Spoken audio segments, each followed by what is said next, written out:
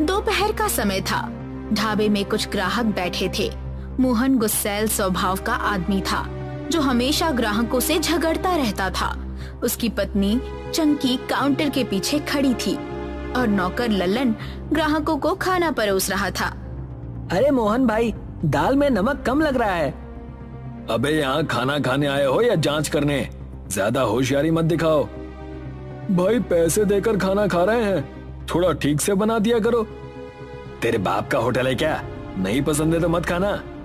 ग्राहकों में हलचल मच जाती है। कुछ लोग खाना छोड़कर जाने लगते हैं। ऐसे सबको भगाते रहोगे तो ढाबा कब तक चलेगा? तू बीच में मत पड़, मैं जानता हूँ कि बिजनेस कैसे करना है। शाम का समय था। मुखिया भोला प्रसाद घर के बाहर खड़े थे। अम्बा देवी, जो कि मोहन की दादी थी, दरवाजे पर खड़ी थी। अम्बा देवी, मोहन के ढाबे पर रोज झगड़े होते रहते हैं। आज तो उसने मुझे भी डांट दिया। जानती हूँ, पर वो मेरी बात भी नहीं मानता।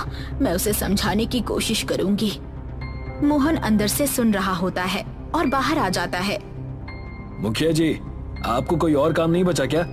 हर बार मेरी शिकायत लेकर चले आते हो। बेटा, ये तेरे भले के लिए कह रहा हूँ। अगर ऐसा ही चलता रहा ना तो तेरा ढाबा भी बंद हो जाएगा और इज्जत भी चली जाएगी। इज्जत की फिक्र मुझे नहीं है। पेट भरने के लिए ढाबा चला रहा हूँ। अब जाइए यहाँ से।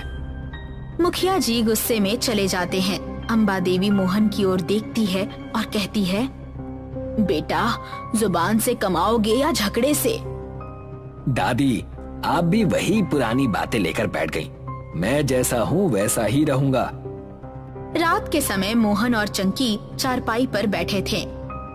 सुनिए, आप दिन भर ढाबे में लड़ते रहते हैं, लेकिन असली खजाना तो इस घर में छुपा हुआ है।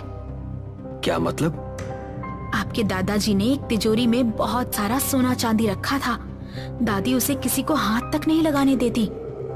अरे, तो फिर दादी से मांगते क्यों नहीं? क्या आपको लगता है कि वो इतनी आसानी से दे देंगी? उन्हें लगता है कि हम खर्च कर देंगे। मोहन सोच में पड़ जाता है। अगली सुबह मोहन गुस्से में दादी के पास पहुंचता है। दादी, मुझे तिजोरी की चाबी दो। क्यों? उसमें दादाजी का खजाना रखा है, जिससे मैं अपना कर्ज चुका सकता हूँ। नहीं, वो तिजोरी तुम्हारे लिए नहीं खुल सकती। तो क्या मैं हमेशा गरीबी में मरता रहूं? अगर मेहनत करोगे तो खुद का खजाना बना लोगे। दूसरों का खजाना क्यों लेना चाहते हो? आपको तो मेरी कोई फिक्र ही नहीं है, बस खुद के लिए बचा कर रखा है। मोहन गुस्से में चला जाता है। दादी उसे देखती रहती है, लेकिन कुछ नहीं कहती। दोपहर का समय था। जमींदार बलदेव सिंह अपने 2 कारिंदों के साथ मोहन के घर पर आता है। अम्बा देवी, मोहन ने घर गिरवी रख दिया है। अब मैं और इंतजार नहीं करूंगा। घर गिरवी? ये नहीं हो सकता। अगर कर्ज नहीं चुकाया तो मैं मोहन को देख लूंगा। दादी घबराकर मोहन को बुलाती है। मोहन, ये क्या कर दिया तूने? दादी, इस घर को बचाने का बस अब एक ही तरीका है। तिजोरी की चाबी दे दो। दादी गहरी सांस लेती हैं और तिजोरी खोलने के लिए कमरे में जाती हैं। दादी तिजोरी खोलती हैं। मोहन और चंकी ध्यान से देखते हैं। अंदर सिर्फ पुराने कागजात होते हैं। ये क्या मजाक है? इसमें तो सिर्फ कागज है। यही तुम्हारे दादाजी का खजाना है। मोहन गुस्से में कागजों को पलटता है और एक कागज पर नजर पड़ती है। भरता समोसा रेसिपी। हाँ, ये क्या है? अगर मेहनत और ईमानदारी से काम किया तो ये किसी भी खजाने से कम नहीं है। मोहन गहरी सोच में पड़ जाता है और यहीं से उसकी जिंदगी बदलने की शुरुआत होती है। मोहन गुस्से में चारपाई पर बैठ जाता है। रेसिपी का कागज उसके हाथ में था। चंकी पास थी, लेकिन वो भी परेशान थी। ये क्या मजाक है? मैंने तिजोरी में सोने चांदी की उम्मीद की थी और इसमें सिर्फ एक समोसे की रेसिपी निकली। तो अब क्या करोगे? और क्या करूं? भूखे मरने के अलावा कोई चारा नहीं है। एक बार बनाकर देख लो, शायद ये सच में काम करे। मोहन रेसिपी का कागज फेंक देता है। चंकी उठकर चली जाती है। रात भर मोहन बेचैनी से करवटें बदलता रहता है। मोहन खाली बैठे हुए था, कोई ग्राहक नहीं आ रहा था। वो भूख से परेशान होकर रेसिपी को उठाकर पढ़ता है। अगर दादी कह रही थी कि ये किसी खजाने से कम नहीं, तो एक बार आजमा ही लेता हूँ। वो उठकर ढाबे के अंदर जाता है और बैंगन का भरता बनाने लगता है। चंकी उसे चुपचाप देख रही होती है। तुम सच में बना रहे हो? हाँ, लेकिन ये बात किसी से मत कहना, क्योंकि अगर खराब बना तो सब हंसेंगे। मोहन ने समोसे बनाए, लेकिन उनका स्वाद कुछ खास नहीं था। मोहन निराश होकर दादी के पास जाता है। दादी, आप कहती थी कि ये रेसिपी किसी खजाने से कम नहीं, लेकिन मेरे बनाए समोसे अच्छे नहीं बने। खजाना मेहनत करने वालों को ही मिलता है, सिर्फ रेसिपी पढ़ने से कोई लज्जत नहीं आ जाती। दादी उठकर रसोई में जाती हैं और मसालों का सही मिश्रण बनाकर मोहन को दिखाती हैं। समोसा सिर्फ आटे और भरावन का खेल नहीं होता, ये स्वाद और मेहनत की पहचान होती है। तो अब मुझे फिर से बनाना होगा? बिल्कुल, लेकिन इस बार दिल से बनाना। मोहन दोबारा समोसे बनाता है और इस बार स्वाद लाजवाब आता है। मोहन पहली बार अपने ग्राहकों को नए समोसे परोसता है। अरे, ये समोसा तो कमाल का है, इसमें आलू नहीं है। वाह, ऐसा समोसा तो कभी खाया ही नहीं। धीरे धीरे गांव में भरता समोसे की चर्चा होने लगती है। मोहन अपनी चारपाई पर बैठा कुछ सोच रहा था। दादी पास आती है। अब समझ आया कि असली खजाना क्या होता है। हाँ दादी, मेहनत से बड़ा कोई खजाना नहीं। अब मैं सच में अपनी गलती सुधारूंगा। दादी गर्व से मोहन को देखती है। मोहन अब पूरी लगन से अपने ढाबे को फिर से खड़ा करने का मन बना चुका था। कुछ दिन बाद ढाबा अब पहले से कहीं ज्यादा चमक रहा था। लकड़ी की पुरानी बेंचों की जगह साफ सुथरी चौकियां आ गई थी। मोहन काउंटर पर खड़ा था और चंकी ऑर्डर संभाल रही थी। अरे मोहन, ये भरता समोसा तो कमाल का है। लोग इसे खाने के लिए दूर दूर से आ रहे हैं। भाई, अब तेरे समोसे की महक पूरे इलाके में फैल गई है। इतने में गांव का जमींदार बलदेव सिंह आता है। सब उसे देखकर चुप हो जाते हैं।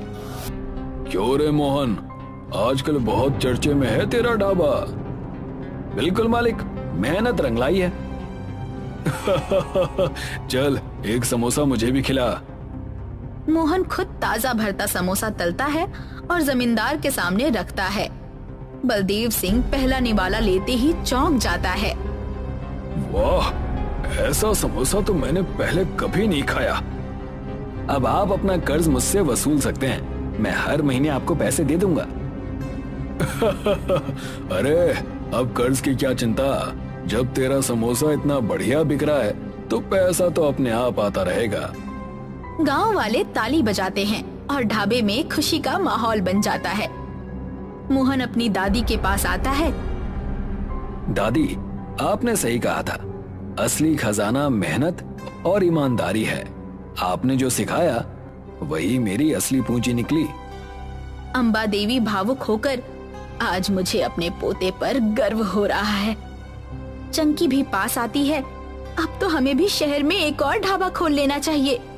सब हंसने लगते हैं। पूरा गांव इकट्ठा था। मोहन अपने ढाबे के बाहर खड़ा था।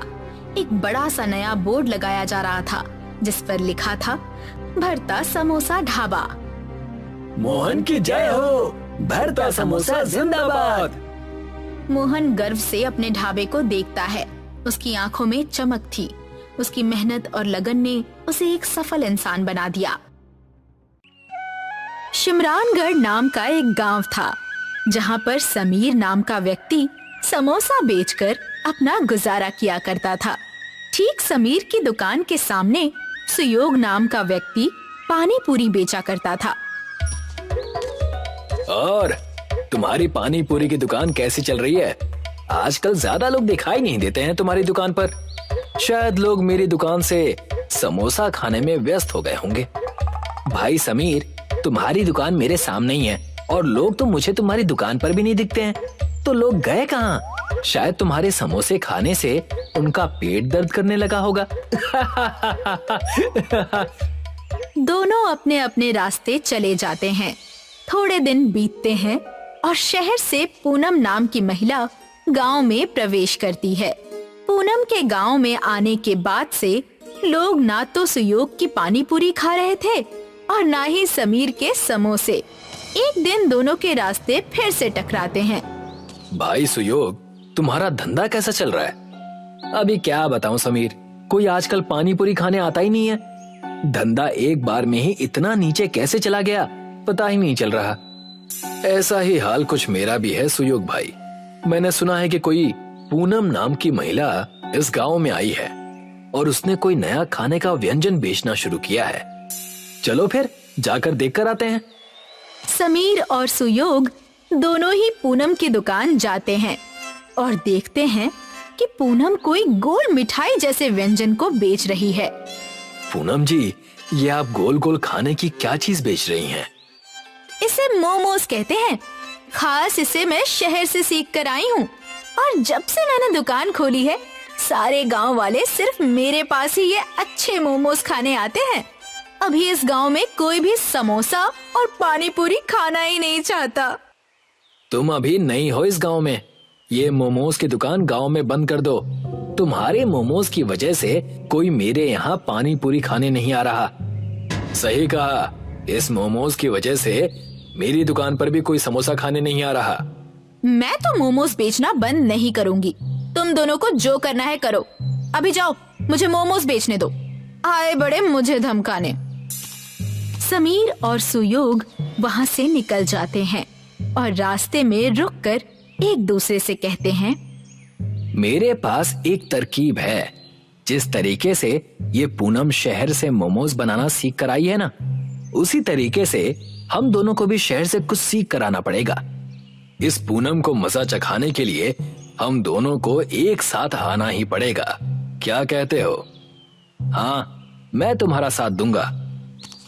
समीर और सुयोग शहर की तरफ निकल जाते हैं। बीच में उन्हें जंगल का रास्ता मिलता है।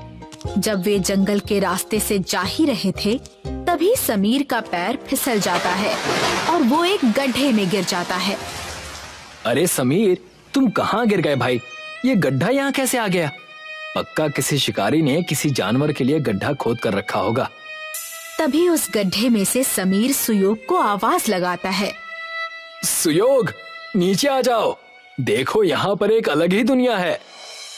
वो देखता है कि गड्ढे के नीचे एक अलग ही दुनिया है जहाँ पर दूर दूर तक एक अनोखे चमकते हुए आलू के खेत थे। दोनों ये दृश्य देखकर आश्चर्यचकित हो जाते हैं। तभी वहाँ पर एक साधु आते हैं। तुम दोनों यहाँ क्या कर रहे हो बेटा? जी, हम शहर की तरफ जा रहे थे, तभी मैं गलती से इस गड्ढे में गिर गया। जब मैं नीचे आया तो देखा कि यहाँ तो कोई अलग ही दुनिया बसी हुई है और दूर दूर तक आलू की खेती है। ये कोई साधारण आलू नहीं है, ये आलू इच्छा पूरी करते हैं। अगर ऐसा है तो एक आलू मुझे भी खाने के लिए दीजिए ना। मेरी भी एक इच्छा है। मुझे मेरी पानी पूरी दुकान पूरे गांव में सबसे ज्यादा प्रसिद्ध चाहिए। मेरी भी इच्छा है कि मेरी समोसे की दुकान पूरे गांव में सबसे ज्यादा प्रसिद्ध हो, उस मोमोज वाली से भी ज्यादा। मगर मैं तुम दोनों की ये इच्छा पूरी करने वाले आलू नहीं दे सकता। तुम दोनों के अंदर एक दूसरे के खिलाफ बहुत ईर्ष्या है। मैं तुम दोनों को ये आलू तभी दूंगा जब तुम अपने अपने अहंकार को खत्म करके साथ में मिलकर काम करने का निर्णय लो। दोनों एक दूसरे को देखते हैं और साथ में काम करने के लिए तैयार हो जाते हैं। साधु उन दोनों को एक आलू के 2 भाग करके दे देता है। अब आधा आलू तुम खाओ और आधा आलू तुम, और एक साथ अपनी इच्छा को मांगो। हम दोनों गांव में सबसे अच्छा और प्रसिद्ध समोसा पानी पूरी बेचना चाहते हैं। आलू से इच्छा कहते ही दोनों वापस उसी जंगल में पहुंच जाते हैं। वो अपनी दुकान पर लौटते हैं तब उन्हें वहाँ पर समीर और सुयोग की दुकान के बीचों बीच एक आलू का पेड़ नजर आता है। ये आलू पेड़ पर कैसे उग रहे हैं? हमारी कल की इच्छा का फल ये आलू का पेड़ है। चलो इसमें से आलू तोड़ लो, मैं इसके समोसे बनाऊंगा और तुम उस समोसे में पानी पूरी का तीखा और मीठा पानी डालकर लोगों को खिलाना शुरू कर देना। समीर पेड़ के आलू से समोसा बनाने लगता है और सुयोग पानी पूरी की तैयारी करने लगता है। जब सब तैयार हो जाता है तब दोनों अपने समोसा पानी पूरी को बेचना शुरू कर देते हैं। दोनों एक ही दुकान में काम करने लगते हैं। आओ आओ, समोसा पानी पूरी को चखो। यकीन नहीं आ रहा है तो खुद खा कर देख लो। तभी वहाँ से एक औरत गुजर रही थी। समोसा पानी पूरी, ये तो मैंने पहली बार सुना है, जरा एक प्लेट खिलाना। सुयोग समोसा को लेकर उसमें छेद करके उसमें मीठा और तीखा पानी डालकर उस औरत को एक प्लेट समोसा पानी पूरी दे देता है। जैसे ही वो औरत उस समोसा पानी पूरी को खाती है, उसका चेहरा खिल जाता है और वो कहती है, मैंने इससे पहले अपनी जिंदगी में इतना अच्छा कभी कुछ नहीं खाया। ये तो बहुत स्वादिष्ट है। भाई और 2 प्लेट देना और 10 प्लेट घर के लिए भी पैक कर देना।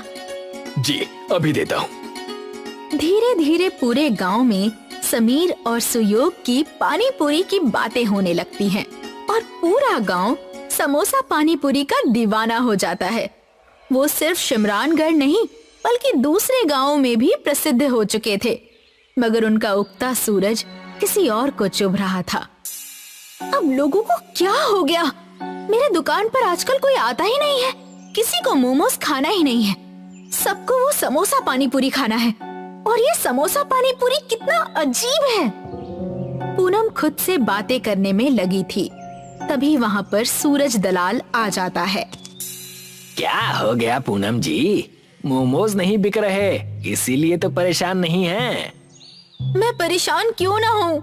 इतनी मेहनत करके शहर जाकर मैं मोमोज बनाना सीख कर आई थी। मुझे कुछ करना होगा, नहीं तो मेरे लेने के देने पड़ जाएंगे। मुझे पता है कि उन दोनों की दुखती रग क्या है। क्या है? मुझे बताओ। और तुम्हें कैसे पता? सब बताता हूँ, धैर्य रखिए, मैं आपकी मदद करूँगा, मगर आपको मेरी मुंह बोली रकम देनी होगी। ठीक है बाबा। सूरज पूनम को आलू के पेड़ के बारे में बताता है और उसके साथ मिलकर समीर और सुयोग के समोसा पानी पूरी को गांव से हटाने की योजना बनाने लगता है। रात हो जाती है। समीर और सुयोग दुकान बंद करके अपने घर जाने लगते हैं। उनके जाने के बाद वहाँ पर पूनम और सूरज आते हैं। देखिए, मैं इसी पेड़ की बात कर रहा था। यही वो पेड़ है जो अचानक से एक ही दिन में उग गया। इसी पेड़ के आलू तोड़कर वो लोग समोसा पानी पूरी बनाते हैं।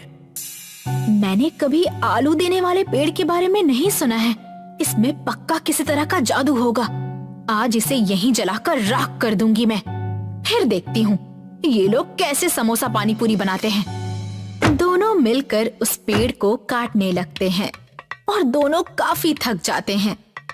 पूनम जी, मैं तो कहता हूँ कि बाकी पेड़ कल काट लेंगे, सुबह होने वाली है, किसी ने देख लिया तो लेने के देने पड़ जाएंगे। तुम सही कह रहे हो, चलो यहाँ से अभी निकलते हैं, कल आकर अपना काम पूरा कर लेंगे। दोनों वहाँ से निकल जाते हैं। जैसे ही सूरज उगने लगता है, समीर और सुयोग दोनों ही अपनी दुकान खोलने आते हैं और देखते हैं कि पेड़ आधा कटा हुआ है। और जैसे ही सूरज की किरण उस पेड़ पर पड़ती है, पेड़ वापस से ठीक हो जाता है। तुमने देखा जो मैंने देखा? हाँ मैंने देखा, किस तरह से ये पेड़ अपने आप ही ठीक हो गया। मगर इस पेड़ को काटा किसने था? वो अपनी दुकान खोल लेते हैं और समोसा पानी पूरी बेचना शुरू कर देते हैं। दिन खत्म होता है और रात आती है। समीर और सुयोग दुकान बंद करके घर चले जाते हैं। रात के अंधेरे में फिर पूनम और सूरज उस पेड़ के पास आते हैं। अरे, ये पेड़ तो हमने कल आधा काटा था, ये ठीक कैसे हो गया? अब फिर से इसे पूरा काटना पड़ेगा। आप चिंतित ना होइए पूनम जी, मेरे पास दूसरी योजना भी है। हम इस पेड़ को आग लगा देते हैं, ना रहेगा बांस ना बजेगी बांसुरी। पूनम और सूरज एक लकड़ी पर मशाल जलाते हैं और जैसे ही सूरज पेड़ को जलाने वाला होता है, पेड़ की जड़ें दोनों पूनम और सूरज को अपने अंदर समा लेती हैं।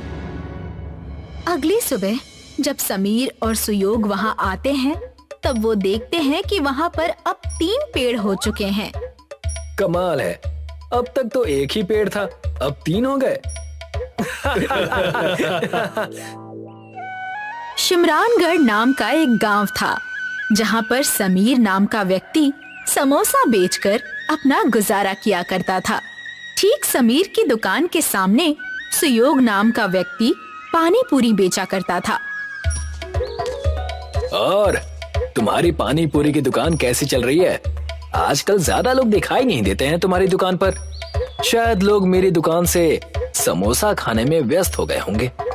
भाई समीर, तुम्हारी दुकान मेरे सामने ही है और लोग तो मुझे तुम्हारी दुकान पर भी नहीं दिखते हैं, तो लोग गए कहाँ? शायद तुम्हारे समोसे खाने से उनका पेट दर्द करने लगा होगा। दोनों अपने अपने रास्ते चले जाते हैं। थोड़े दिन बीतते हैं और शहर से पूनम नाम की महिला गांव में प्रवेश करती है। पूनम के गांव में आने के बाद से लोग ना तो सुयोग की पानी पूरी खा रहे थे और ना ही समीर के समोसे। एक दिन दोनों के रास्ते फिर से टकराते हैं। भाई सुयोग, तुम्हारा धंधा कैसा चल रहा है? अभी क्या बताऊं समीर, कोई आजकल पानी पूरी खाने आता ही नहीं है। धंधा एक बार में ही इतना नीचे कैसे चला गया, पता ही नहीं चल रहा। ऐसा ही हाल कुछ मेरा भी है सुयोग भाई। मैंने सुना है कि कोई पूनम नाम की महिला इस गांव में आई है और उसने कोई नया खाने का व्यंजन बेचना शुरू किया है। चलो फिर जाकर देखकर आते हैं। समीर और सुयोग दोनों ही पूनम की दुकान जाते हैं और देखते हैं कि पूनम कोई गोल मिठाई जैसे व्यंजन को बेच रही है। पूनम जी, ये आप गोल गोल खाने की क्या चीज बेच रही हैं? इसे मोमोज कहते हैं। खास इसे मैं शहर से सीख कर आई हूँ और जब से मैंने दुकान खोली है, सारे गांव वाले सिर्फ मेरे पास ही ये अच्छे मोमोज खाने आते हैं। अभी इस गांव में कोई भी समोसा और पानी पूरी खाना ही नहीं चाहता। तुम अभी नई हो इस गांव में, ये मोमोज की दुकान गांव में बंद कर दो। तुम्हारे मोमोज की वजह से कोई मेरे यहाँ पानी पूरी खाने नहीं आ रहा। सही कहा, इस मोमोज की वजह से मेरी दुकान पर भी कोई समोसा खाने नहीं आ रहा। मैं तो मोमोज बेचना बंद नहीं करूंगी। तुम दोनों को जो करना है करो। अभी जाओ, मुझे मोमोज बेचने दो। आए बड़े मुझे धमकाने। समीर और सुयोग वहाँ से निकल जाते हैं और रास्ते में रुककर एक दूसरे से कहते हैं, मेरे पास एक तरकीब है। जिस तरीके से ये पूनम शहर से मोमोज बनाना सीख कर आई है ना, उसी तरीके से हम दोनों को भी शहर से कुछ सीख कर आना पड़ेगा। इस पूनम को मजा चखाने के लिए हम दोनों को एक साथ आना ही पड़ेगा। क्या कहते हो? हाँ, मैं तुम्हारा साथ दूंगा। समीर और सुयोग शहर की तरफ निकल जाते हैं। बीच में उन्हें जंगल का रास्ता मिलता है। जब वे जंगल के रास्ते से जा ही रहे थे, तभी समीर का पैर फिसल जाता है और वो एक गड्ढे में गिर जाता है। अरे समीर, तुम कहाँ गिर गए भाई? ये गड्ढा यहाँ कैसे आ गया? पक्का किसी शिकारी ने किसी जानवर के लिए गड्ढा खोद कर रखा होगा। तभी उस गड्ढे में से समीर सुयोग को आवाज लगाता है, सुयोग, नीचे आ जाओ, देखो यहाँ पर एक अलग ही दुनिया है।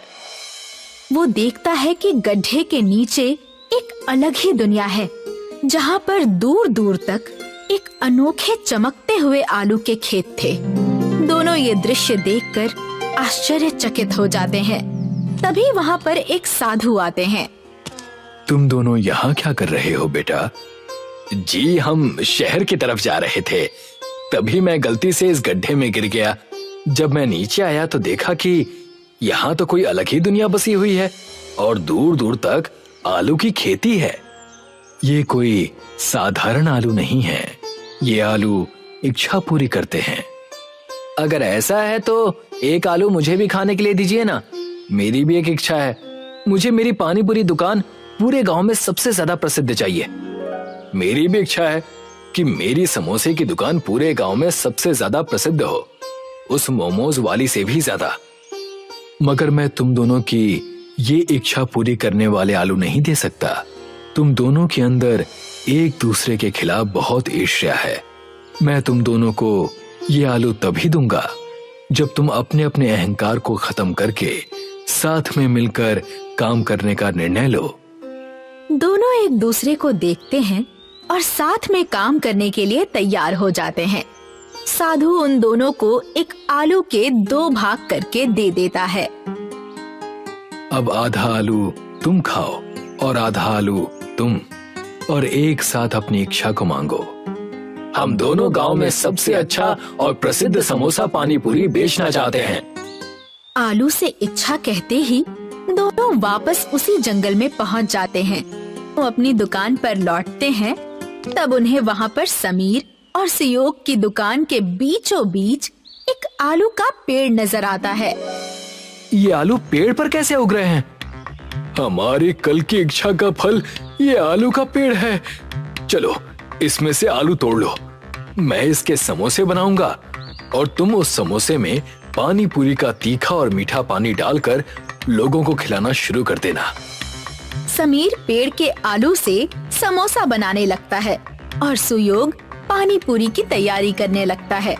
जब सब तैयार हो जाता है, तब दोनों अपने समोसा पानी पूरी को बेचना शुरू कर देते हैं।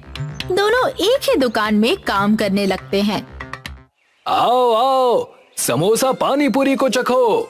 यकीन नहीं आ रहा है तो खुद खा कर देख लो। तभी वहाँ से एक औरत गुजर रही थी।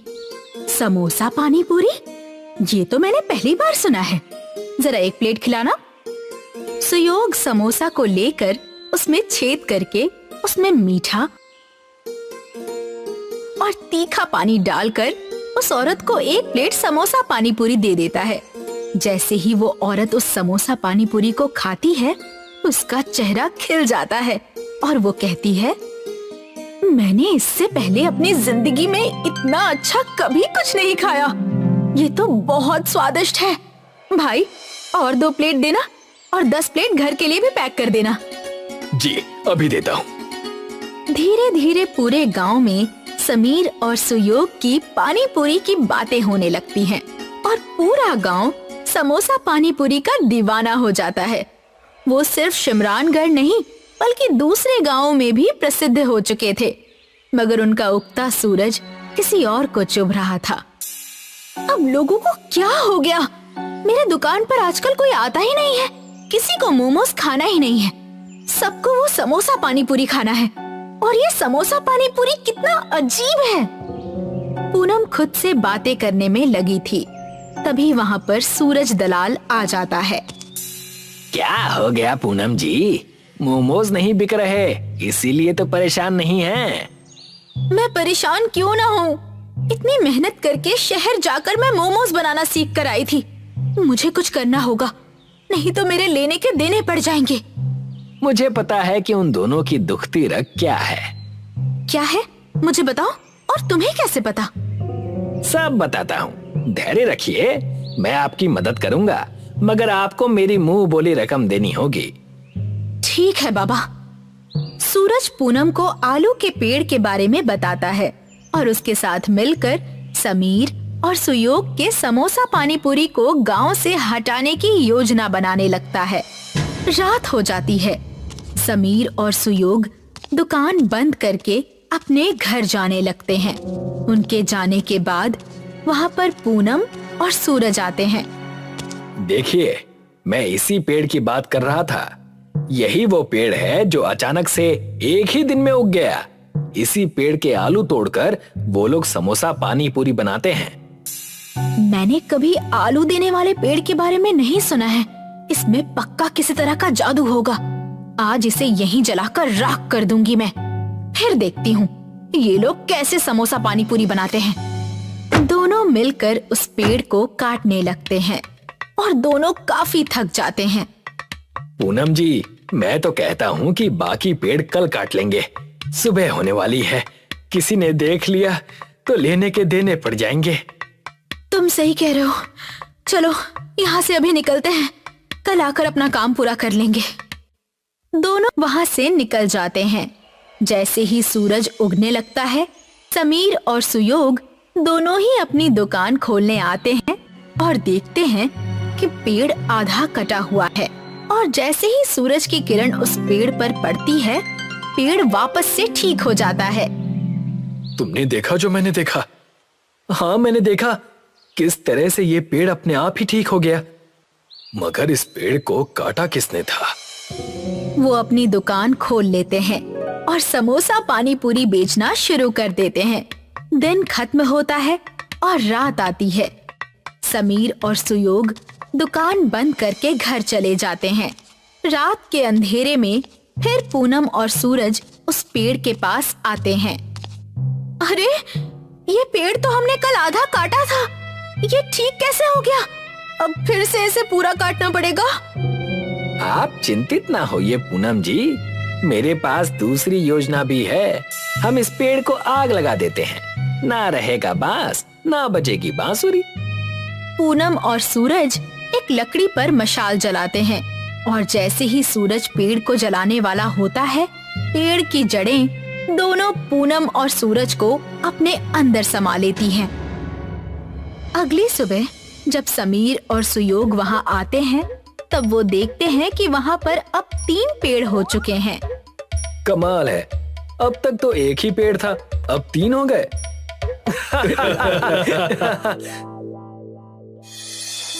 पुरीगंज नाम का एक गांव था, जहां पर सुरेश नाम का एक व्यक्ति अपने माता पिता के साथ रहा करता था। सुरेश को पानी पूरी खाना बहुत पसंद था। सुरेश और गांव के काफी लोगों को दूसरे गांव जाना पड़ता था।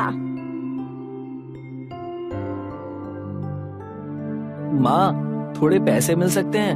मुझे पानी पूरी खाने जाना है। नहीं, बिल्कुल भी पैसे नहीं मिलेंगे।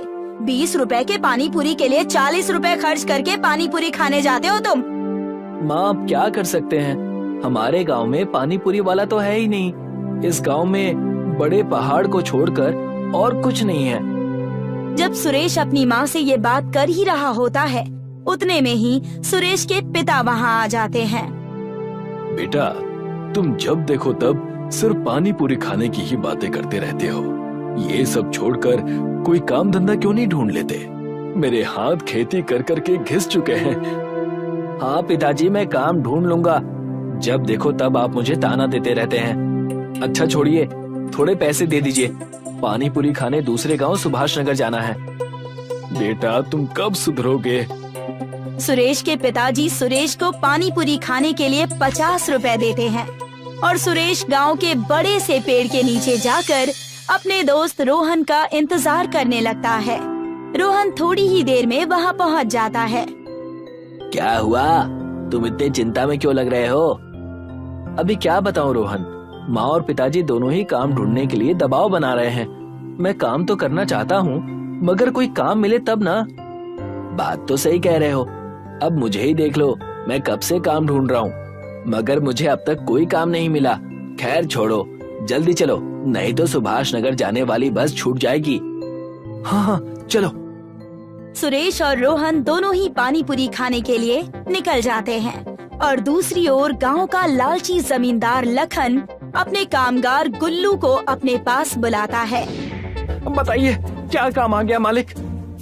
मैं कोई नया व्यापार करना चाहता हूँ। बताओ, इस गांव में लोगों के पास ऐसा क्या नहीं है जो मैं इन्हें दे सकूं और थोड़े पैसे ऐड सकूं? वैसे तो मुझे कुछ ऐसा पता नहीं मालिक, मगर गांव के काफी लोग पानी पूरी खाने दूसरे गांव जाते हैं, क्योंकि इस गांव में कोई पानी पूरी बेचता ही नहीं है। सिर्फ पानी पूरी खाने के लिए दूसरे गांव जाते हैं? अब आएगा मजा। जाओ गुल्लू, और पानी पूरी का ठेला तैयार करो और पानी पूरी बेचना शुरू कर दो। और हाँ, ध्यान रहे, पानी पूरी 50 रुपए के नीचे मत बेचना। समझ आई बात? मगर पानी पूरी तो दूसरे गांव में 20 रुपए की मिलती है मालिक। हाँ, मगर हम 50 में ही बेचेंगे। अब ज्यादा सवाल मत पूछो और जाओ, जाकर तैयारी करो। गुल्लू पानी पूरी बेचने की तैयारी में लग जाता है सुरेश और रोहन पानी पूरी खाकर अपने गांव लौट आते हैं। मुझे विश्वास नहीं होता कि हम सिर्फ पानी पूरी खाने के लिए इतनी दूर जाते हैं, मगर पानी पूरी खाकर सारी थकान एक बार में निकल जाती है। बात तो तुम सही कह रहे हो। काश हमारे गांव में भी एक पानी पूरी की दुकान होती तो हमें इतना दूर जाना नहीं पड़ता। सुरेश और रोहन दोनों ही अपने अपने घर चले जाते हैं और गुल्लू जमींदार की पानी पूरी के ठेले का पूरा इंतजाम कर लेता है। अगला दिन होता है और रोहन और सुरेश एक बार फिर से उसी पेड़ के नीचे मिलते हैं। और रोहन, चल फिर से पानी पूरी खाने चलते हैं। हाँ हाँ चलो, नेकी और पूछ पूछ। जैसे ही वो दोनों पानी पूरी खाने जा रहे होते हैं, उन्हें एक ठेले के पास बहुत सारी भीड़ नजर आती है। अरे, यहाँ इतनी भीड़ क्यों है? चलो जाकर देखते हैं। सुरेश और रोहन भीड़ की वजह से देखने जाते हैं। जैसे ही वो दोनों वहां पहुंचते हैं, उन्हें वहां पर गुल्लू पानी पूरी बेचते हुए दिखाई देता है। अरे वाह, ऐसा लगता है ऊपर वाले ने हमारी सुन ली। सही कह रहे हो। रोहन गुल्लू से पानी पूरी का भाव पूछता है और दोनों ही पानी पूरी का भाव सुनकर हक्का बक्का रह जाते हैं। 50 रुपए? इतना ज्यादा? दूसरे गांव में तो सिर्फ 20 रुपए में ही पानी पूरी मिल जाती है। उतने में ही जमींदार लखन वहां पहुंच जाता है और कहने लगता है, तो वहीं जाकर खा लो पानी पूरी, हमने कहाँ मना किया है। वैसे भी दूसरे गांव में पानी पूरी खाने के लिए भी 50 रुपए ही दे रहे थे ना, तो इससे अच्छा यहाँ दे दो, क्या दिक्कत है। अच्छा, तो ये आपकी दुकान है।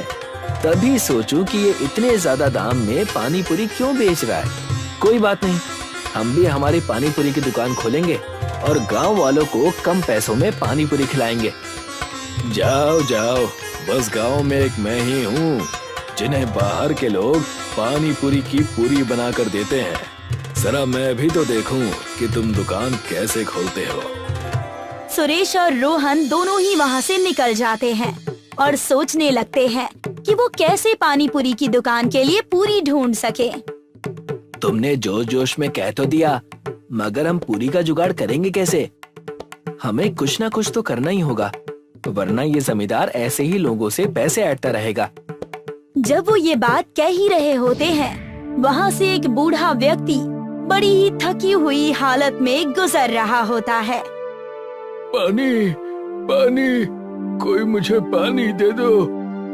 आप ठीक तो है ना दादाजी? रुकिए, मैं अभी पानी का बंदोबस्त करता हूँ। रोहन, जाओ पास में जो भी घर हो वहाँ से पानी लेकर आओ। अभी लेकर आता हूँ। रोहन भागकर जाकर पास वाले घर से पानी लेकर आता है और उस बूढ़े व्यक्ति को पानी पीने के लिए देता है और उनसे पूछता है कि वो इतने थक हार कर कहाँ से आ रहे हैं। बेटा, मैं गांव के पहाड़ की चोटी चढ़कर आ रहा हूँ। वहाँ पर खास तरह की जड़ी बूटियाँ और खेत में बोने वाले बीज हैं। अगर आज तुम दोनों मुझे पानी ना पिलाते तो शायद आज मैं जिंदा ना बचता।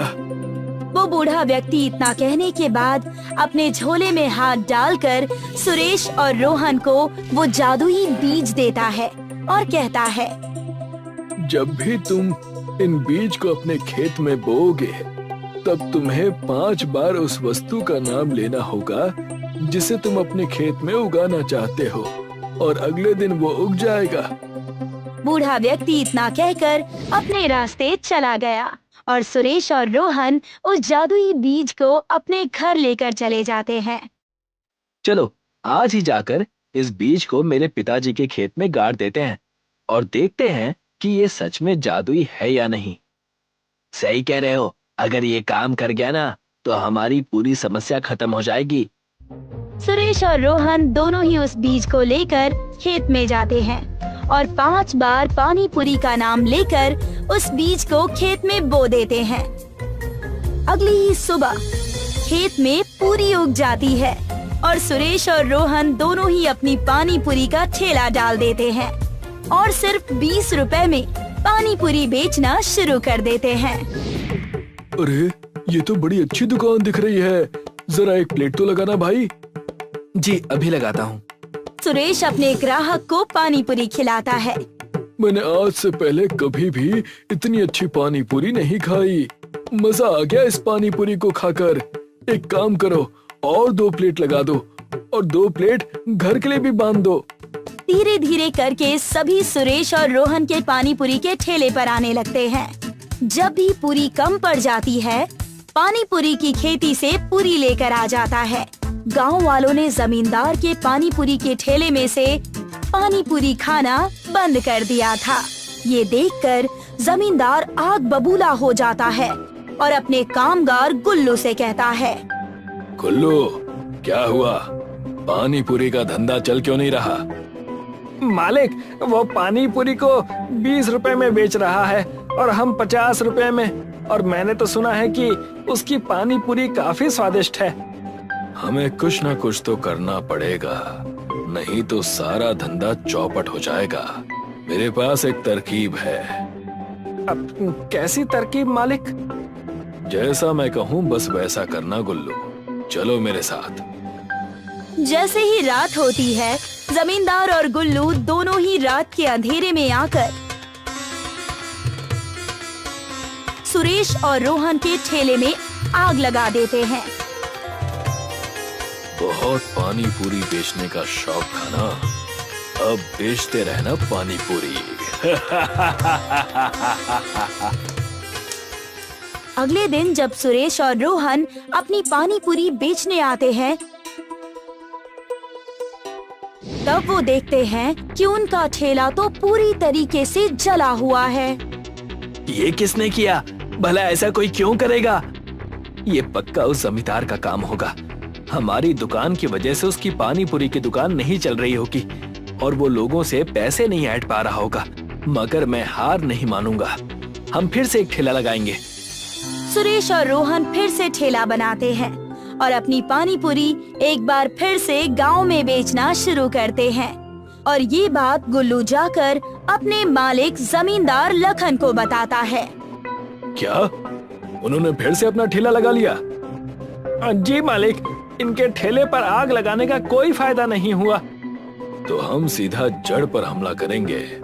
मैंने सुना है कि सुरेश के पिता के पास एक खेत है जहाँ पर ये दोनों जादुई पानी पूरी की खेती करते हैं। ये तो मैंने भी सुना है, मगर आप करने क्या वाले हैं? चल जाएगा, सब पता चल जाएगा। बस तुम मेरे साथ चलो।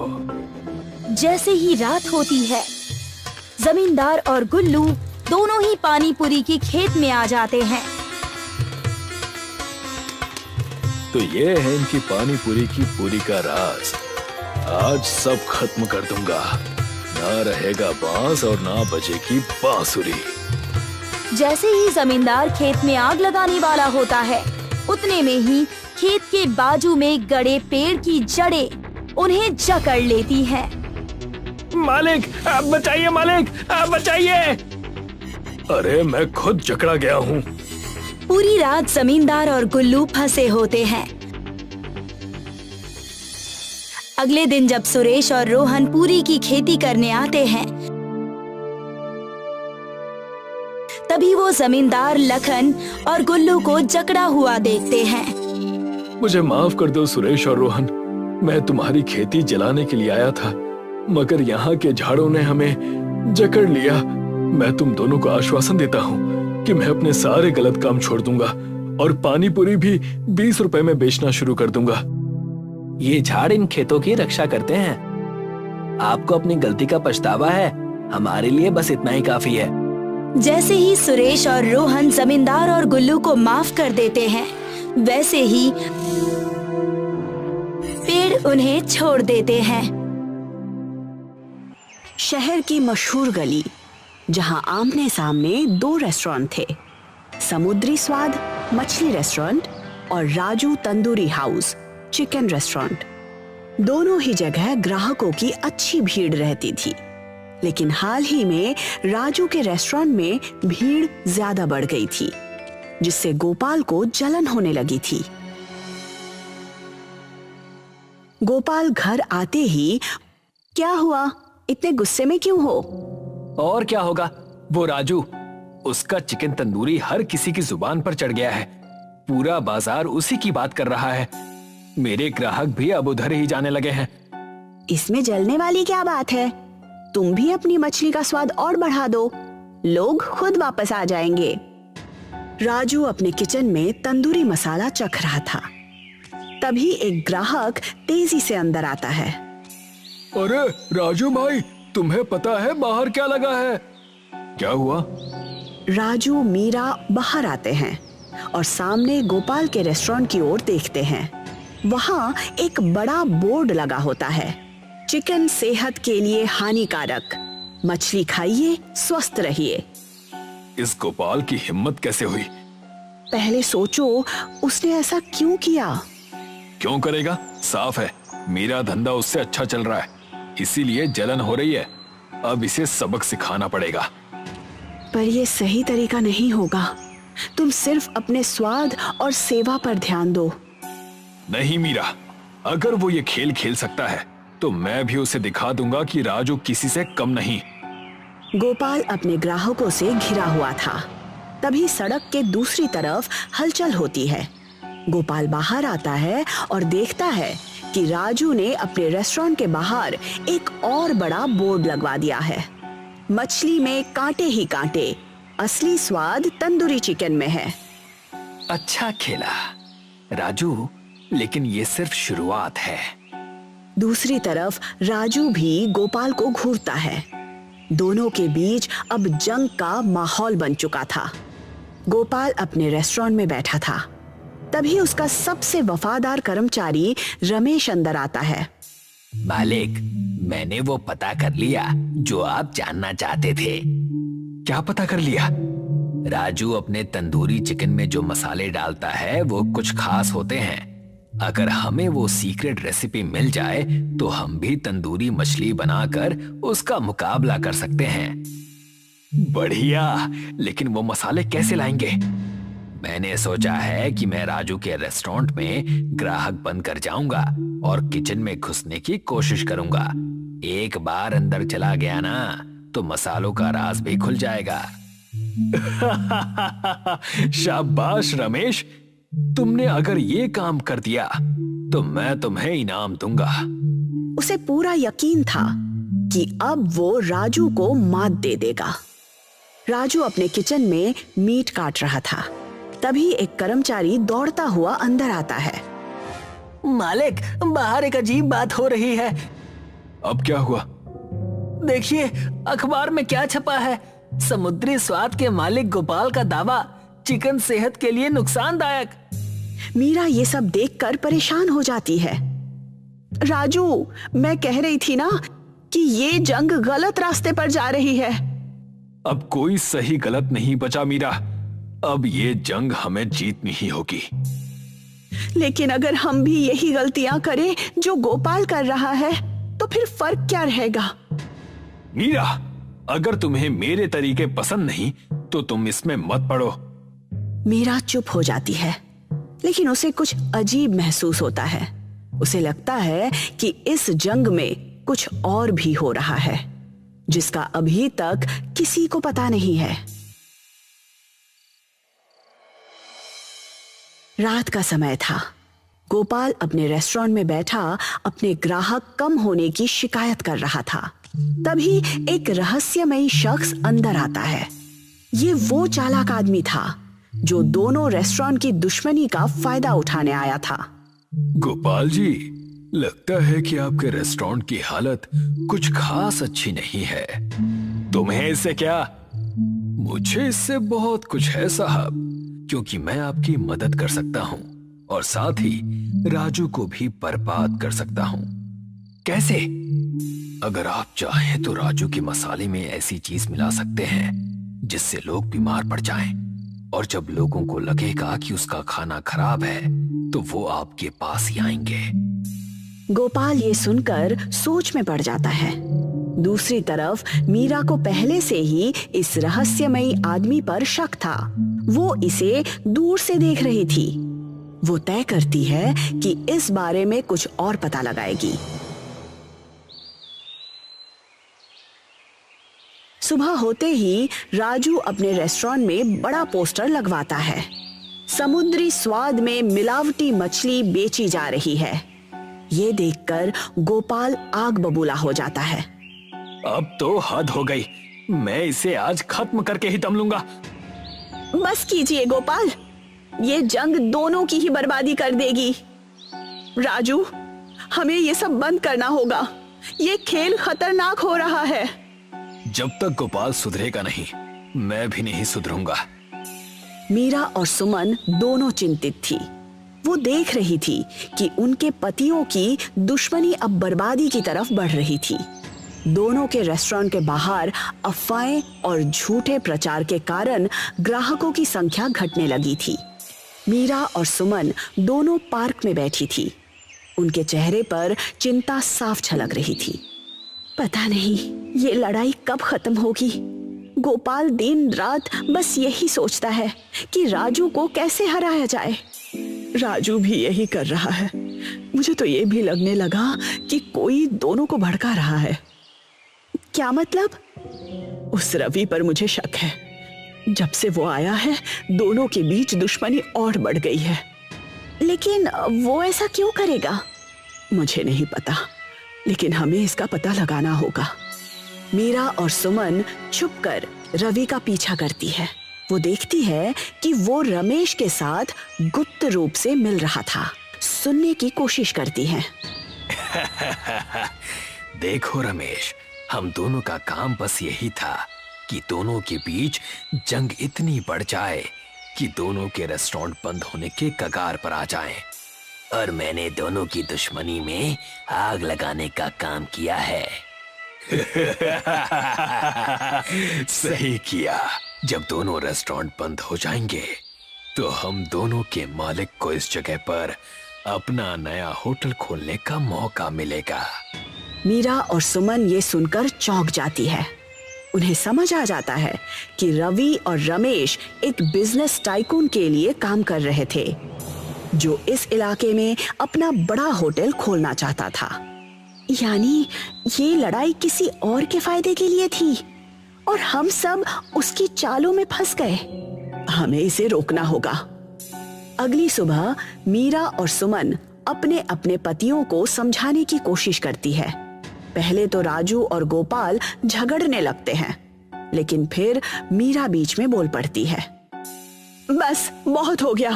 अगर तुम लोग हमारी बात नहीं सुनोगे तो बर्बाद हो जाओगे। क्या मतलब? मतलब ये है कि रवि और रमेश ने तुम दोनों को बेवकूफ बनाया है। मीरा और सुमन उन्हें रवि और रमेश की सच्चाई बताती हैं। दोनों ये सुनकर हैरान रह जाते हैं। इसका मतलब हमारी लड़ाई का असली फायदा किसी और को हो रहा था और हम इतनी नफरत में अंधे हो गए थे कि ये देख ही नहीं पाए। राजू और गोपाल मीरा और सुमन के साथ मिलकर एक योजना बनाते हैं। ये रवि और रमेश को बुलाते हैं और उसे लगता है कि उसकी साजिश कामयाब हो रही थी, लेकिन तभी पुलिस आ जाती है। तुम्हारी सारी सच्चाई हमारे सामने है। अब दोनों सीधे जेल जाओगे। पुलिस उन दोनों को पकड़कर ले जाती है।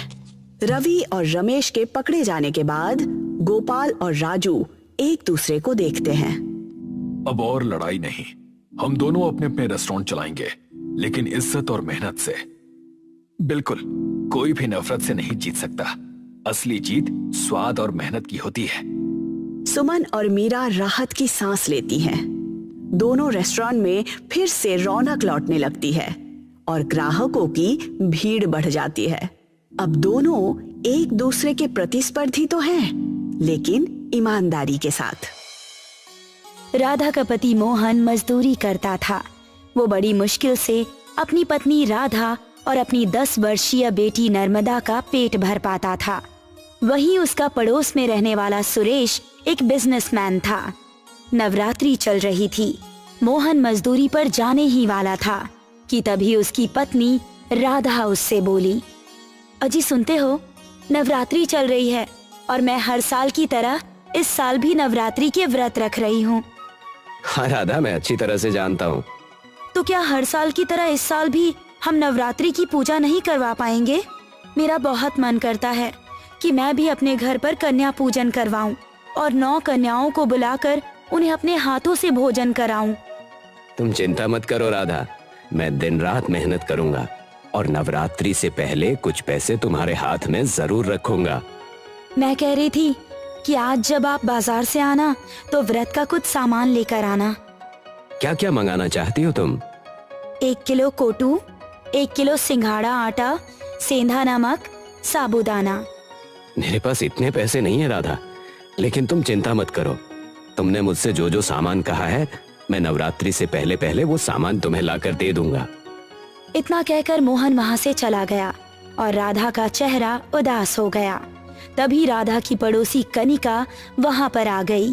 कनिका राधा के घर पर कभी कभार आया करती थी। अरे राधा, मैं तेरा कब से इंतजार कर रही थी। आज तुझे मेरे साथ मार्केट चलना है। मैं तो भूल ही गई थी कि आज मुझे आपके साथ बाजार चलना था। अरे नवरात्रि चल रही है ना, तो उसकी कुछ शॉपिंग करनी है। तुम तो जानती ही हो राधा कि हम लोग नवरात्रि की पूजा कितनी धूमधाम से करते हैं और जब तक हम कन्या पूजन नहीं करवाते हमें तो पता ही नहीं चलता कि नवरात्रि आई भी है या नहीं। क्या तुमने नवरात्रि की अभी तक कोई शॉपिंग नहीं की? आपके आने से कुछ देर पहले ही मैं अपने पति मोहन से उसी के बारे में बात कर रही थी। आजकल बाजार में बहुत मंदी चल रही है ना, और मेरे पति तो मजदूर हैं, लेकिन उन्होंने मुझसे वादा किया है कि वो नवरात्रि से पहले पूजा का सामान लाकर मुझे जरूर देंगे। अरे तेरा पति तो हर साल यही कहता है। चल मेरे साथ बाजार चलते हैं। राधा कनिका के साथ बाजार चली गई। एक दुकान पर जाकर कनिका दुकानदार से बोली, भैया 5 किलो कोटू, 5 किलो सिंघाड़े का आटा, 5 किलो सेंधा नमक और 5 किलो साबूदाना, और हाँ साथ ही साथ आपके पास जो अच्छे चिप्स के पैकेट्स हैं ना व्रत वाले, वो भी पैक कर दीजिएगा। बहन जी, व्रत की बहुत अच्छी और ब्रांडेड नमकीन आई हुई है, आप उसका नाम लेना तो भूल ही गई। आपका बहुत बहुत धन्यवाद याद दिलाने के लिए। एक काम कीजिए, 5-5 पैकेट व्रत वाले बढ़िया ब्रांडेड नमकीन भी पैक कर दीजिए। राधा ये सब अपनी बेचारी आंखों से देख रही थी। राधा को अपनी ओर देखते हुए कनिका राधा का मजाक उड़ाते हुए बोली, अरे राधा, व्रत तो तुमने भी रखा है, तो क्या तुम कुछ नहीं खरीदोगी? नहीं कनिका जी, मैं आलू खाकर ही अपना काम चला लेती हूँ। आलू? भला व्रत में आलू कौन खाता है? मुझे तो आलू बिल्कुल भी हजम नहीं होता। मैं तो जब भी नवरात्रि के व्रत रखती हूँ तो मुझे तो सारी चीजें चाहिए होती हैं। जैसे कि तुमने देखा ना अभी मैंने क्या क्या सामान खरीदा। हाँ वो तो मैंने देखा, आपने ढेर सारा सामान खरीदा। मैं तुम्हें यहाँ पर सिर्फ ये दिखाने के लिए नहीं लाई कि मैंने क्या क्या खरीदा है। अरे भाई, मैं अकेले इतनी सारी शॉपिंग बैग थोड़ी ना उठा पाऊंगी। चलो मेरी मदद कर दो जरा। इसके बदले मैं तुम्हें 100 रुपए दे दूंगी और उन 100 रुपए से तुम अपने लिए कुछ ढंग की खाने पीने की चीजें खरीद लेना। राधा ने चुपचाप भारी भारी शॉपिंग बैग्स पकड़ लिए। कनिका बाजार में इधर उधर नजर दौड़ाती हुई बोली, अरे वो देख राधा, सामने गिफ्ट की दुकान है। सोच रही हूँ कि इस बार नवरात्रि में जिन कन्याओं को मैं भोजन करवाऊंगी उन्हें महंगे महंगे गिफ्ट भी दे दूं। तुम तो जानती ही हो, हर साल नवरात्रि में कन्याओं को महंगे महंगे गिफ्ट देती हूँ मैं। इस बात को तो मोहल्ले में सभी लोग जानते हैं। कनिका ने उस गिफ्ट की दुकान से बहुत महंगे महंगे गिफ्ट खरीदे। कुछ देर बाद कनिका राधा के साथ उसके घर पर गई और अपना पर्स देखने लगी। मुझे माफ करना राधा, मैंने अपने पति से 3000 रुपए लिए थे और मैं सारे पैसों की शॉपिंग कराई। मेरे पास तो छुट्टे पैसे बचे ही नहीं। कोई बात नहीं, आप मुझे कल दे दीजिएगा। तुम कितनी अच्छी हो राधा, कल हम फिर से बाजार चलेंगे और शॉपिंग करेंगे। हाँ। इतना बोलकर कनिका अपने घर के अंदर चली गई और राधा मुंह लटकाकर अपने घर वापस आ गई। राधा को देखकर उसकी 10 वर्षीय पुत्री नर्मदा दौड़ती हुई आई। माँ, आप बाजार से अपने लिए कुछ लेकर नहीं आई? मुझे तो लगा था कि आप कनिका आंटी की तरह ढेर सारी शॉपिंग करके आएंगी। कोई बात नहीं बिटिया, हम अगले साल ढेर सारी शॉपिंग करेंगे। ये तो आप हर साल कहती है माँ। ऐसा नहीं कहते नर्मदा, तुम्हारे पिताजी एक मजदूर हैं और ऊपर से बाजार में भी अभी मंदी चल रही है। जब हमारे हालत ठीक हो जाएंगे ना, तो हम भी ढेर सारी शॉपिंग करेंगे और उस साल हम भी नवरात्रि धूमधाम से मनाएंगे। तो क्या आप भी कनिका आंटी की तरह कन्याओं को भोजन करवाएंगी? हाँ मेरी बिटिया, क्यों नहीं। उस दिन तुम अपने हाथों से उन कन्याओं को भोजन खिलाना। नर्मदा बड़ी मासूमियत से बोली। मुझे उस दिन का इंतजार है माँ, मैं आंटी की तरह किसी को भगाऊंगी भी नहीं। नर्मदा की बात सुनकर राधा चौंक गई। तुम कहना क्या चाहती हो? पिछले साल कनिका आंटी ने कुछ लड़कियों को भोजन के लिए बुलाया था। मैं भी उन्हीं लड़कियों में चली गई थी, मगर आंटी ने मुझे अपमानित करके बाहर निकाल दिया। कहने लगी कि तुम्हारे कपड़े बहुत गंदे हैं और मेरे कमरे की फर्श खराब हो जाएगी। नर्मदा की बात सुनकर राधा की आंखों में आंसू आ गए। शाम को जब मोहन घर वापस आया तो राधा ने अपने पति मोहन से कहा। नर्मदा बता रही थी कि पिछले साल कनिका ने कन्या भोजन के वक्त नर्मदा को अपमानित करके बाहर निकाल दिया था। तुम्हें पता है राधा कि कनिका का पति एक अमीर व्यक्ति है, वो एक बिजनेसमैन है, उसके संबंध हाई सोसाइटी के लोगों से हैं। भला नर्मदा को क्या आवश्यकता थी कन्या पूजन के दौरान उसके घर पर जाने की? अगर मेरी बिटिया उन 9 कन्याओं में शामिल होकर कुछ भोजन खा भी लेती तो आखिर कनिका जी का क्या बिगड़ जाता? और वैसे भी माँ दुर्गा की सच्ची भक्ति तो किसी गरीब को भोजन खिलाने में है, ना कि अमीर बच्चों को खिलाकर। तुम चिंता मत करो राधा, हमारे बुरे हालात सदैव नहीं रहेंगे। एक ना एक दिन हमारे हालात जरूर बदलेंगे। मोहन की बात सुनकर राधा चुप हो गई। राधा अगले दिन 100 रुपए के लिए कनिका के घर पर चली गई। कनिका क्रोधित होती हुई राधा से बोली, इसीलिए मैं तुम्हें बाजार ले जाने में आनाकानी करती हूँ। राधा, तुम्हारे ऊपर 100 रुपए हैं, कोई लाख रुपए नहीं। अरे मैं कहीं भागी नहीं जा रही हूँ, अभी मेरे पास पैसे नहीं है। और सुनो, अब मुझे कभी भी पैसों के लिए मत टोकना। राधा मुंह लटकाकर चुपचाप चली आई। ऐसे ही 9वीं का दिन आ गया। कनिका ने धूमधाम से पूजा करवाई और साथ ही साथ 9 कन्याओं का भोज भी रखा। कनिका ने कन्याओं के लिए बहुत स्वादिष्ट भोजन तैयार करवाया था, जिसकी सुगंध बाहर तक आ रही थी।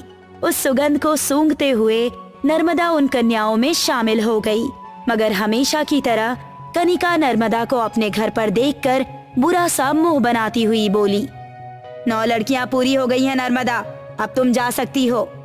लेकिन मैंने तो देखा अभी सिर्फ 7 ही लड़कियां हुई हैं। वो क्या है ना, 2 लड़कियां मेरी फ्रेंड की भी आने वाली हैं। अब अगर तुम इस भोज में शामिल हो जाओगी तो भला मैं उन्हें कहाँ बिठाऊंगी? और वैसे भी पिछले साल मैंने तुम्हें कहा था ना कि तुम्हारे कपड़े बहुत गंदे हैं, तो तुम्हारे पिता जब तक तुम्हारे ढंग के कपड़े नहीं बनवाते तब तक तुम यहाँ नहीं आ सकती हो। चलो अब तुम चली जाओ यहाँ से, ये भोजन तुम्हारे लिए नहीं है। नर्मदा के जाने के बाद सुरेश कनिका से बोला, तुमने बिल्कुल सही किया। अगर तुम इसे बाहर नहीं निकालती तो मैं इसे धक्के देकर बाहर निकाल देता। तुमसे कितनी बार कहा है कि तुम अपनी पड़ोसी राधा को मुंह मत लगाया करो। अजी, मैं फालतू में मुंह नहीं लगाती। अगर उसे मुंह लगाती हूँ तो उसके बदले बहुत सारा काम भी करवाती हूँ। नर्मदा मुंह लटकाकर रोती हुई अपने घर चली गई। नर्मदा को देखकर राधा समझ गई कि कनिका ने इस बार भी नर्मदा को कन्या भोज में शामिल नहीं किया।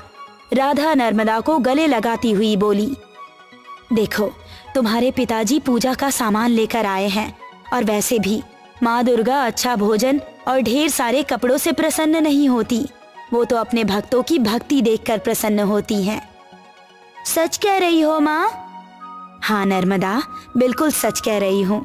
माँ दुर्गा अपने भक्तों के सच्चे मन से प्रसन्न होती हैं, और मैं अच्छी तरह से जानती हूँ कि तुम्हारा मन बहुत सच्चा है। इतना बोलकर राधा ने नर्मदा को गले लगा लिया और नर्मदा खुश हो गई। अगले दिन दशहरा था।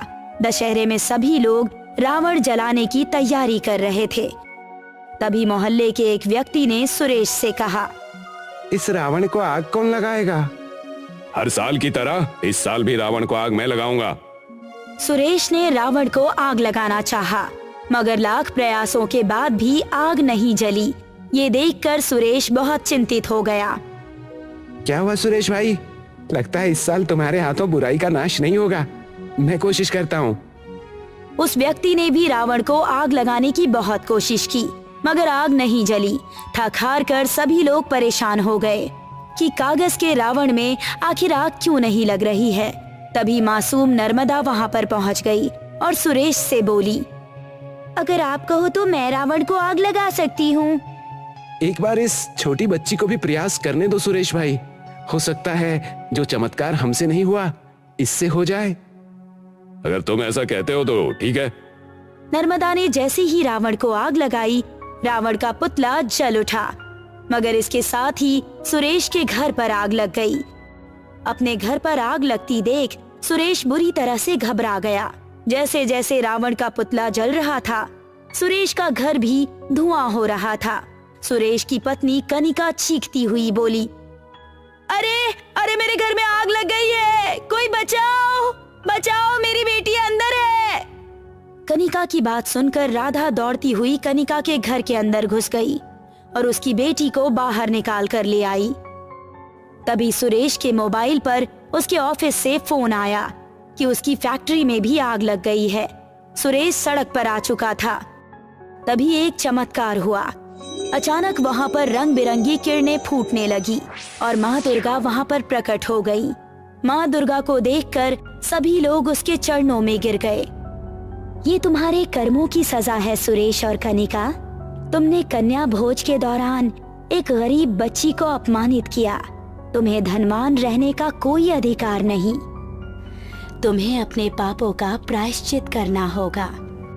इतना कहकर माँ दुर्गा वहाँ से गायब हो गई और सुरेश सड़क पर आ गया। राधा अपनी बेटी नर्मदा को लेकर घर आ गई कि तभी उसका पति मोहन खुश होता हुआ वहाँ पर आया। उसके साथ 9 बच्चियां थी। राधा, मैं इन 9 बेसहारा लड़कियों को यहाँ पर लेकर आया हूँ। हम इन्हें ही भोज कराएंगे। लेकिन आपके पास तो पैसे नहीं थे ना? मैं तुम्हें बताता हूँ राधा, मैं जिस जगह पर मजदूरी कर रहा था वहाँ पर मुझे सोने के सिक्कों का थैला मिला है। लगता है ये माँ दुर्गा का आशीर्वाद है। माँ दुर्गा ने हमारी सुन ली। राधा ने सारी घटना मोहन को बता दी। बुरे के साथ हमेशा बुरा होता है राधा। राधा उन 9 लड़कियों को अपने घर में बिठाकर खाना परोसने लगी और सारी कन्याएं अपना भोजन आनंदित होकर खाने लगी और उन्हें मिठाइयाँ और बहुत सारे कपड़े देने लगी। उस दिन के बाद मोहन का परिवार अमीर हो गया और सुरेश का परिवार गरीब हो गया और इसी के साथ बुराई की हार हुई और अच्छाई और सच्चाई की जीत। ये कहानी है आनंदपुर की। आनंदपुर की ज्यादातर जमीन ठाकुरों ने खरीदी थी। हरिया, ये ले तेरे पैसे। आज से ये जमीन मेरी। अब से इस जमीन पे खेती करने का तुझे किराया देना होगा। जी ठाकुर साहब। भोले भाले गांव वाले पैसों की जरूरत की वजह से अपनी जमीनें ठाकुरों को बेच रहे थे और ये बात कई लोगों को खल रही थी। उनमें से एक था संजीव। संजीव खुद एक किसान था और वो समझता था कि अपनी जमीन किसी और को सौंप देना क्या है। न जाने कब ये किसान समझेंगे कि उनकी जमीन ही उनका सब कुछ है। संजीव बड़बड़ाता हुआ घर आया। क्या हुआ पापा? और क्या हो सकता है, एक और किसान ने अपनी जमीन ठाकुर को बेच दी। किसने? हरिया ने। उनकी पत्नी की तबीयत बहुत खराब थी। पैसों की जरूरत की वजह से उसने अपनी जमीन बेच दी। हरिया काका भी? हाँ, गांव वालों के लिए ये ठाकुर बहुत अच्छे हैं। उनकी जमीन ही खरीदते हैं और उनकी उसी जमीन पर काम भी देते हैं किराए पे। लोग उन्हें भगवान समझ रहे हैं, पर ये असल में वो शैतान है, शैतान। हाँ पापा, सब ठाकुर लोग मतलबी होते हैं। वो अच्छाई का दिखावा करते हैं। हाँ। शांति और संजीव सारे ठाकुरों को बुरा समझते थे। खैर, इनकी जिंदगी चलती रही। संजीव और शांति अपने खेतों में काम करते रहे। एक दिन गांव के मंदिर में उत्सव था। इस बार देवी की पूजा का मान किसे देना चाहिए? हम सोच रहे हैं कि अगर ठाकुर जी ये करे तो। नहीं नहीं, हरगिज नहीं। वो इंसान गांव के किसानों को लूट रहा है और आप लोग उसे मान देना चाहते हैं। लेकिन संजीव, वो हमारी जमीन छीन थोड़ी ना रहे हैं। वो तुम्हारी मजबूरी का फायदा उठाकर सारे किसानों की जमीन हथिया रहा है। नहीं संजीव भैया, तुम बिल्कुल गलत सोच रहे हो। मेरे पापा बिल्कुल सही सोच रहे हैं। वो ठाकुर बहुत बुरे हैं। उन लोगों ने आप सभी को ठगा है। आप उन ठाकुरों की मक्कारी अभी नहीं समझ पाएंगे। मुखिया जी, इस बात को यहीं रोक देते हैं। इस साल ये मान आप ही उठाइए। देवी की पूजा आपके हाथों ही करनी उचित होगी। गांव वालों ने इस बात पर सहमति जताई और ये विवाद खत्म हुआ। इस दिन गांव वाले समझ गए कि संजीव और उसकी बेटी शांति ठाकुरों के खिलाफ थी। खैर, समय बीता और सब अपने अपने कामों में मगन हो गए।